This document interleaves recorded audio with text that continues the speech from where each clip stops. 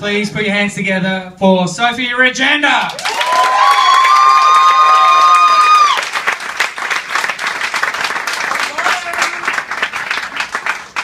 Hello, thank you. Yes, as Tom said, I am from Yass. I should warn you ahead of time. Not that I'm ashamed of it or anything, it's fine. It just means that when I come to Canberra, I go fucking mental. Seriously, I can't control myself. I'm in the city. What's going on? There's bright lights. Oh, Jesus. I'm like a kelpie off a chain. I'm just...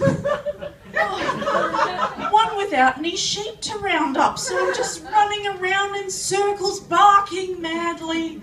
Oh, gee. No, I'm not that athletic, really. Let's face it.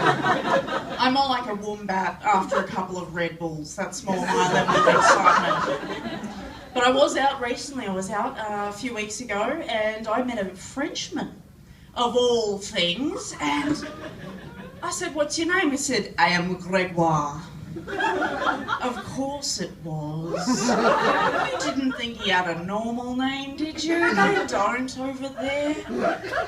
I said, "How long have you been in Australia?" He said, "I've been here for 4 years now." That's how it sounded anyway. And I said, 4 years? 4 years is a long time, isn't it, to be in Australia and still call yourself Gregoire? Seems odd. Because how many Aussie guys do you know called Greg who walk around going, "Nah, it's not Greg, mate. It's Gregory. Gregory, 3 syllables, please." "We know shortening of my name, thank you very much." None of them do it. It's just Greg. That's their name, you know, unless they have another nickname like Chook or Spoof. That's a good one. And I thought, well, this poor guy, he doesn't know it. He doesn't know. No one's told him. I thought, it's up to me. Up to him. So I said, "Look, Gregoire, I've known you for coming up to 90 seconds now. And it's time that I shared some home truths." I said, "Gregoire, you've been in this country, this beautiful country of ours, for 4 years now. And it's time to assimilate. You need to fit in. It's time to drop the wah. Also, that Ponzi accent you've got going, that's not working for you." And he didn't take kindly to this. I'm not sure why. I was just being honest. And I said, "Look, it's fine. Don't worry about it. Call yourself Gregoire. Go nuts. But take your mate Dave Wah and your mate Travette and piss off back to France. Because I have had it with these people. They come over here. They're frequenting our bars, supporting local business, injecting money into the local economy. I won't stand for it, I tell you. I'm showing my hillbilly roots. I'm sorry. But I am half hillbilly. This is the problem. This is how I found out. I was at Mum and Dad's one day, and I couldn't help but notice there was a dead kangaroo hanging from a tree out the back. I said to Dad, "What happened to Skippy? He's seen better days." Dad said, "Well, Sophie, I'll tell you." He said, "Dog food is bloody expensive nowadays. And there is good meat out there just going to waste. It's just rotting there by the side of the road." So I brought some home. I thought, oh, good, he's into recycling. That's nice. I said, "It was a big roo." I said, "How did you get it home?" He said, "I just chucked it in the car." Note, I said car, not ute, or 4-wheel drive, because at the time, Dad was driving Mum's 1996 Toyota Camry sedan. Not even a station wagon. I said, "Where did you put it? How did you fit it in?" He said, "I just chucked it on the back seat."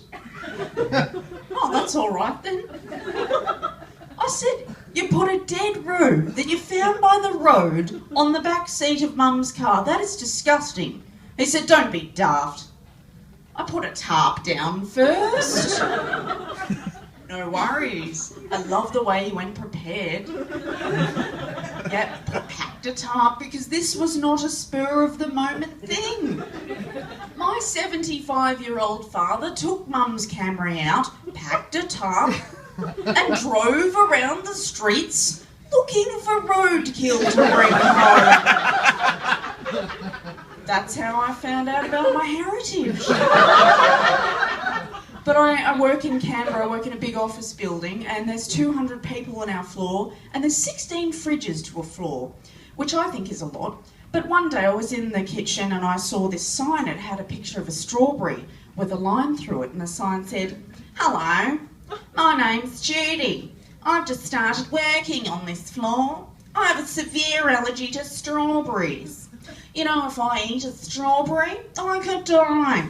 So you can no longer store strawberries or anything that contains them in any of the fridges on the floor. Thank you." Now, two things. One, why does Judy need access to 16 fridges during business hours? It seems like a lot. Most people just have one at home. I don't know how many she's got. I mean, are we sure it's food she's putting in there? Maybe chopped up bits of her ex-husband or something? Someone should check. Because honestly, no, at the end of the month, the PAs all have to clean out the fridges. And they're going to be in for a hell of a shock. The second thing is, I love the way in society when someone has an allergy, it's up to everyone else to manage it. You know, this woman, I just thought, what, are we all sharing the same digestive system now? When did that happen? I mean, I know there's been budget cuts, but this seems extreme. Just after however many years of managing this illness or this allergy, you know, she's just gone, "Oh, fuck it, you deal with it, I'm coming." Just handed the reins over to people she doesn't even know yet. I have to say, I think it's a bad move on her part because, I mean, personally, I don't really like Judy. I've never met her.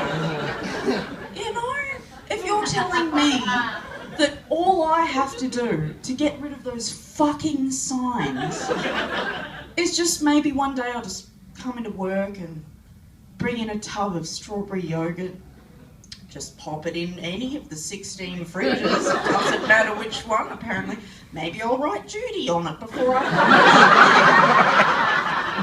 come. If you're telling me that that is all I need to do to get rid of the signs, then honestly, I'm off to Woolworths at lunch to stock up on Yoplait.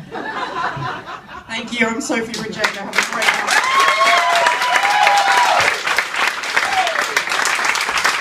Sophie Regenda. That was awesome.